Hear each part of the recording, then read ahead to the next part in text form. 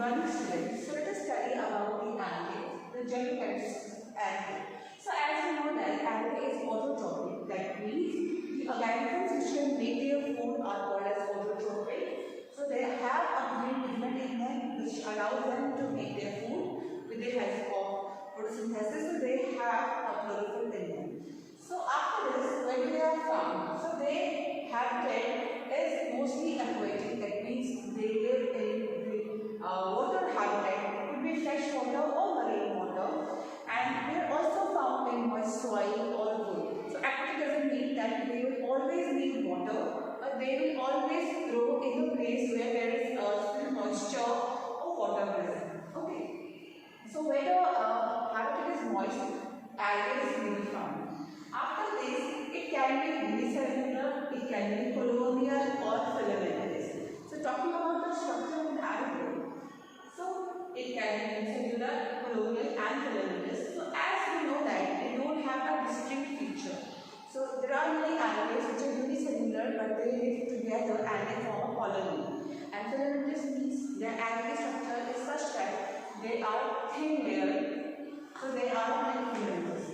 So all these three types they can appear in all these things. So here in this picture we see an example of an algae. So we don't see any distinct shoots and no distinct stems. So everything appears on leaf-like. Okay. So it is all leaf-like. So we don't see any distinct features. So that's why they are said to be halophytes. They don't have distinct features. Okay. After this, we will take some of the examples of algae. Some of the examples of these algae. So first is volvox. So volvox is an algae which lives in colonies, so that's why it is called as colonial algae. These algae consist in they live in colonies, and here we can see some daughter cells, like daughter colonies, smaller ones, and these are the bigger colonies, bigger structures which are called as a parent colony. So we can see that there are bridge-like structures which actually connect to the different cells. So these are called as cytoplasmic bridges. So these bridges actually try to connect the different cells. So it is an intercellular gel with they also have reproductive cells and also somatic cells. And other than this volvox, we also have one more example such as Chlamydomonas. So Chlamydomonas is a unicellular algae which exists of one single cell. Okay. So next we have Ulothrix, this Ulothrix. So it is generally found in fresh water or marine water, and its body consists of unbranched filaments. So this is an example of filamentous algae. So this is a filamentous algae. It has filaments.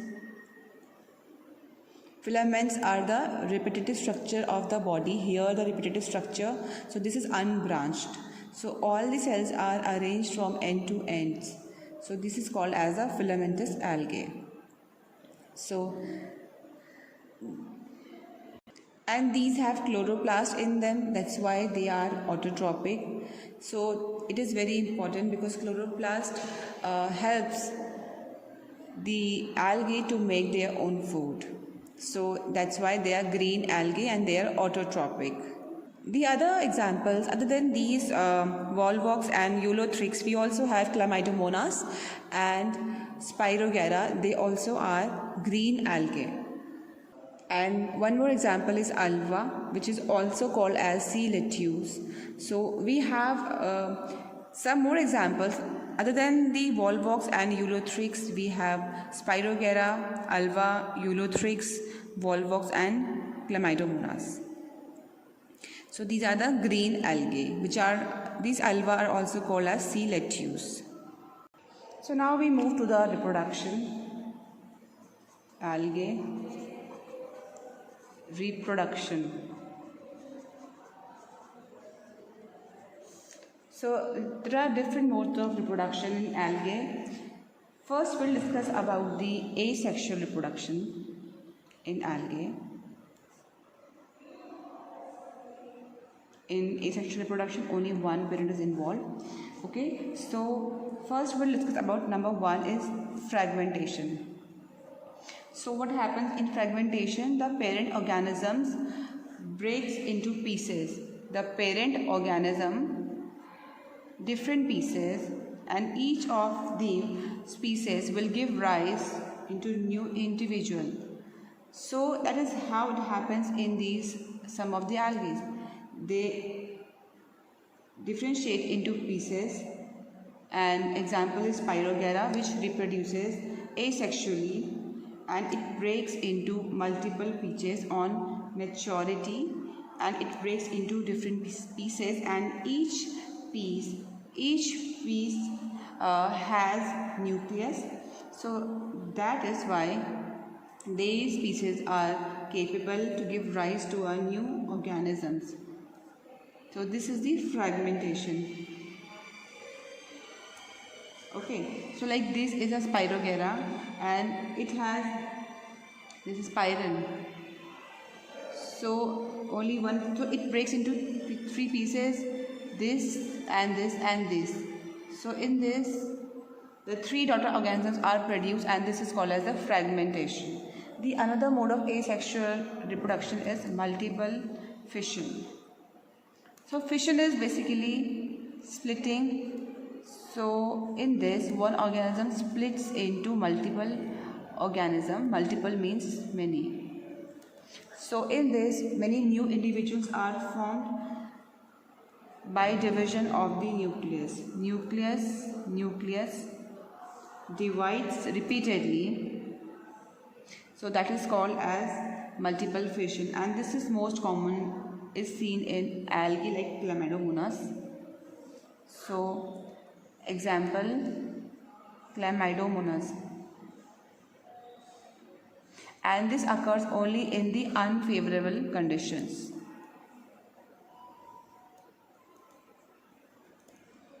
So in the unfavorable condition, a cyst formation takes place. So in this, the outer covering will develop, and on Chlamydomonas they use one cells and they consider one cell, and when the environmental conditions are unfavorable, so the cell wants to protect it and it creates an outer covering. This outer covering is cyst. So that cyst protects the cell from the unfavorable conditions. So inside what happens is the cyst multiple fission takes place and the division of the nucleus happens inside, and when the nucleus divides, the organism divides into multiple organisms. So we have multiple cells inside. For example, here is a cyst and it have multiple cells inside because the nucleus is divided. So this cyst will break and at the end it will have so many organisms. So this is how the multiple fission takes place. So every cell will be having a nucleus. One more asexual reproduction is by the spore formation. So by production of asexual spores. Production of spores which are asexual spores. So this takes place by the organism of zoospores. So what will be, if we will keep them under water and light, so what will happen? So here the spores similar to the seeds which under the favorable conditions germinate to form a new organism. So these asexual spores which are produced are known as zoospores. Okay, so asexual spores produced in case of algae are called as zoospores, and the part of the algae which produces the asexual spores are called as zoosporangium. So these are the reproductive part which produces the algae. So these zoospores germinate to form a new algae. So after this we comes to the sexual reproduction.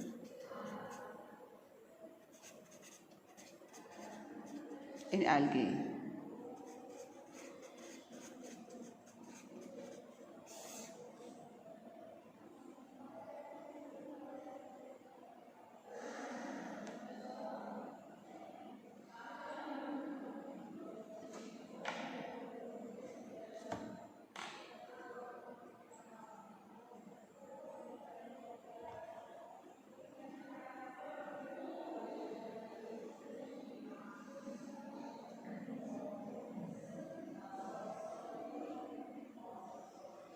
So these before this I start this, these zoospores germinate into new organisms, and zoosporangium are the organs which produces the zoospores.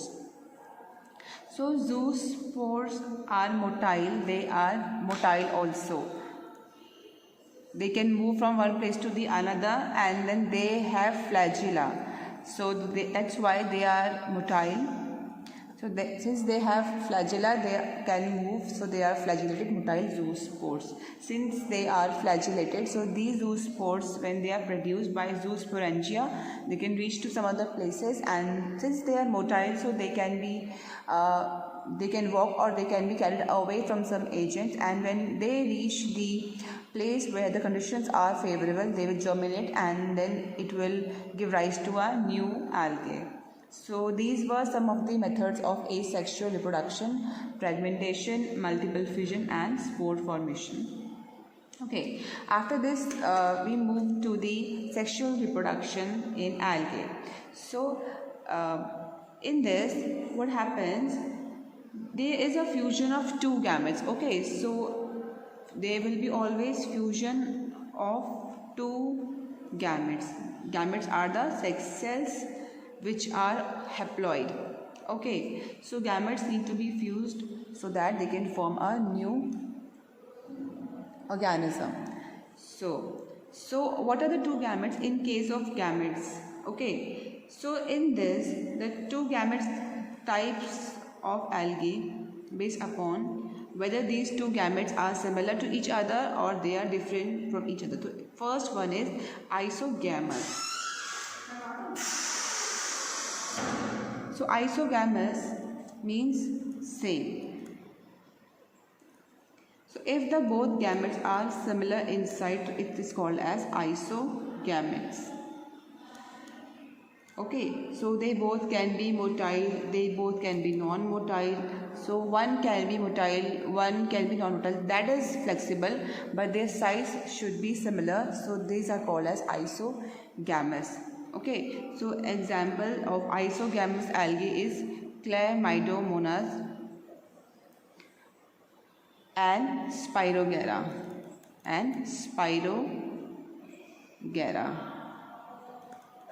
So in these, both the gametes are of similar size, but it can be motile. Okay, so in the case of Spirogera, they are non-motile, and in these they both are motile. Isogamous algae. So these are the example of isogamous algae. So the next time is the anisogamous, which are dissimilar in size. Anisogamous. So in these, the gametes are dissimilar in size. So these Chlamydomonas are not species, these are the genus. So I hope you remember the difference between these genus and species. So in some species of Chlamydomonas have isogamous, whereas some species of Chlamydomonas are anisogamous. Okay, so that means they have gametes of different size. So the third one is oogamous. So in this, one gamete is large and non-motile, and while the other is small and motile.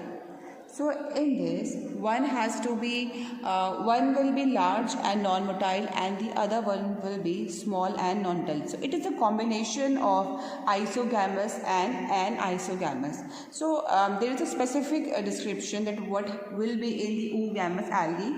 So these are the example of oogamous algae, which is volvox.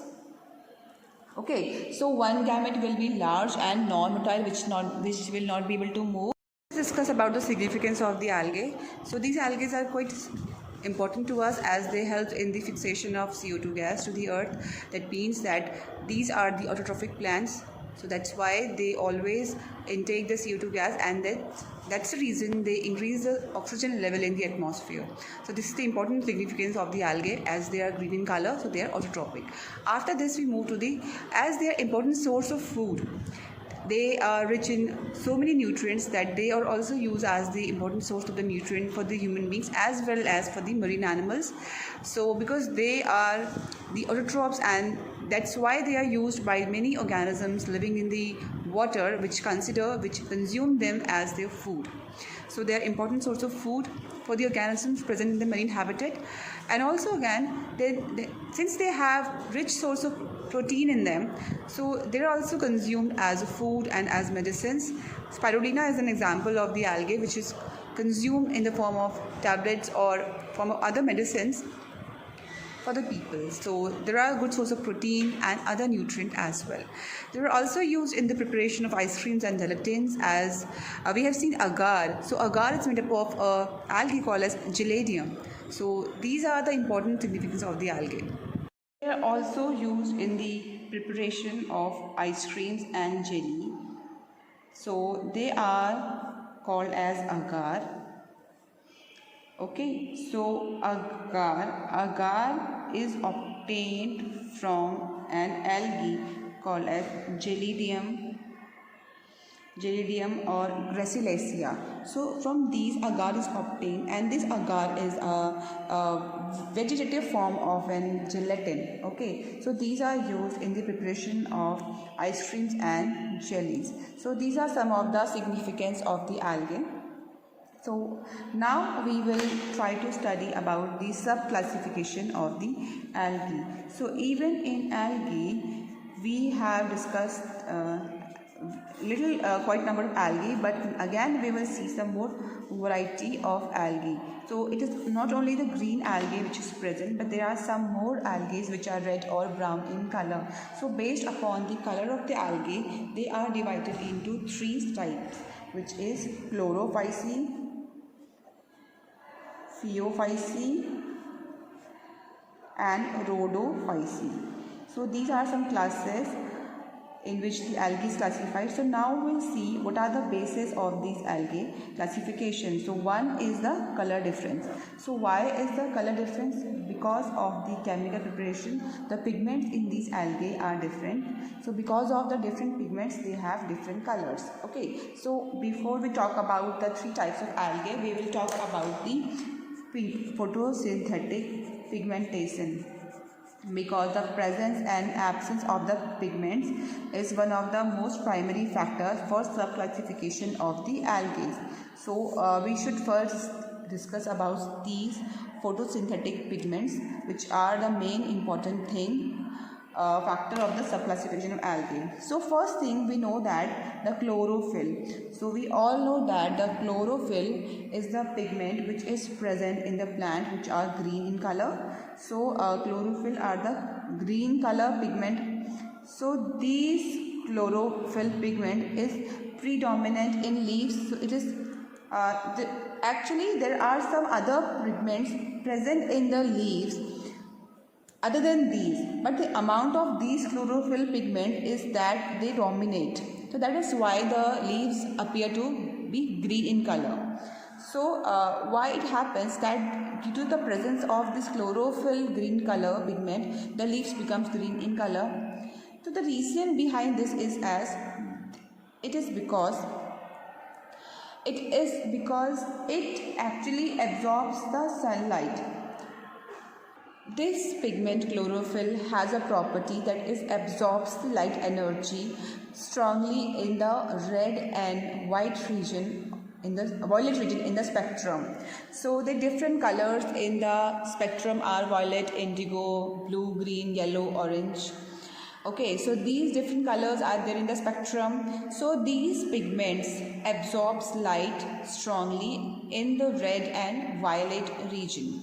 So these chlorophyll absorbs these colors more. So when they absorbs these color most, The color which it does not absorb is the green, so that is why it doesn't absorb green color, so it reflects back that green color. So that's why we see the green color into the leaves. So we have read about this in our junior classes. Okay, so which color does not which is not absorbed, so that is reflected back. So we see that particular color in that color. So it happens in the chlorophyll as well. So due to the presence of chlorophyll, more chlorophyll, the leaves appear green color. So in chlorophyll also we have many different types of chlorophyll on the basis of their structure. That means there are chlorophyll A, chlorophyll B and chlorophyll C. So they have a very complicated structure. So because of that we have very different types of chlorophyll. That's why we have chlorophyll A, chlorophyll B, chlorophyll C and even other than that. And all of them have got different structure. So they look different from each other. So after this we will be using these terms. That's why I am discussing these chlorophyll A, B, C with you. So after this comes the pigment which is carotenoids. So carotenoids are the pigments. Their color ranges from yellow to red. So these are also the pigments which are present in plants, but these are dominant in flowers and fruits. That's why the flowers of different plants are colorful even after the leaves are green, because of the presence of these carotenoids. So these are so colorful because they absorb light in the blue region of the spectrum and somewhere that's in the rainbow. So that's why, not rainbow, actually the color of the spectrum I'm talking about. So they absorb the blue color and that's why the yellow color gets transmitted. So that's why we see the flowers and the fruit as a yellow color. So these are the carotenoids. So we see these things as orange, yellow or red. So because this is Vibgyor, so they will absorb blue color. So we will see these colors as yellow, orange or red. So they will absorb the blue color and then the transmitted will be yellow, orange and red. So these carotenoids, chlorophyll, they are both present in plant, but where these carotenoids are more predominant, so they will appear more colorful, and where the chlorophyll are predominant, so we will see the leaves as green color. So because of the presence of carotenoids in the vegetables and flowers, we see the different colors of vegetables and fruits, like red color tomato and carrot is red in color. So that's why we see different colors, because they comes from the presence of these carotenoids. So now we'll start with the different types of algae, which is the chlorophyceae. So it comes from the term chlorophyll. So these chlorophyceae are the green algae because of the presence of the chlorophyll pigment present in them, and they will be autotrophic as they will make their food with the help of sunlight. So they are autotrophic, okay, and they are found primarily in the fresh water, okay, in fresh water, and they are also found in soil, tree barks, okay. So they can be unicellular, they can be colonial, or they can be filamentous, okay. All three forms can be there. So we'll see some examples of these chlorophyceae are Chlamydomonas, Eulothrix. So basically the presence of the photosynthetic pigment is the basis classification of the algae. So let's discuss about this structure about these chlorophyceae. Okay, so now structure. Now the cell wall is a very important part of these. They have rigid two-layered cell wall. Okay, so they have two walls. So the outer wall is made up of pectin, and it constitutes of a matrix in which the cellulose microfibrils are embedded, and the inner wall is made up of the cellulose. So the purpose of the cell wall, which is have to provide, so they have to bear the load. So cellulose is the main load bearing structure. So pectin act as a matrix or a gel like structure in which the cellulose or microfibrils are embedded. So it provides the flexibility, and this cellulose is the main load bearing structure. So together these pectin and cellulose will provide a strong structure. So other than this, they also have chloroplast is seen in different shapes in different species. So chloroplast is available in these. So they are of different shapes. That in some there are spiral shaped, in some they are ribbon shaped. So these chloroplasts could be of different shapes and sizes. So that's why the naming of the algae is done because of this, because chloroplasts can be seen in different shapes in different species. That's why they get their name different. Okay. So chlorophyll A and B can be present. Now the other one is that pyrenoids are present. So what are pyrenoids? Pyrenoids are the storage body. So pyrenoids are the storage bodies in the chloroplast. Okay, so pyrenoids are present in these green algae present. So what are these pyrenoids? These are the storage bodies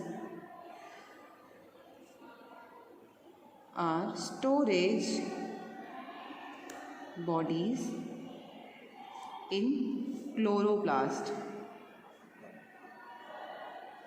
which store protein and starch. So if you remember the structure of a cell, we spoke about vacuoles. So the purpose of vacuole helps in storing the food. So generally in plant cells we have large vacuoles which store the food. So in addition to the vacuole, these chlorophyci have pyrenoids. Okay, so they also have storage bodies such as vacuoles, but they store starch as well as proteins. Okay, so these pyrenoids are like vacuoles, so it could be additional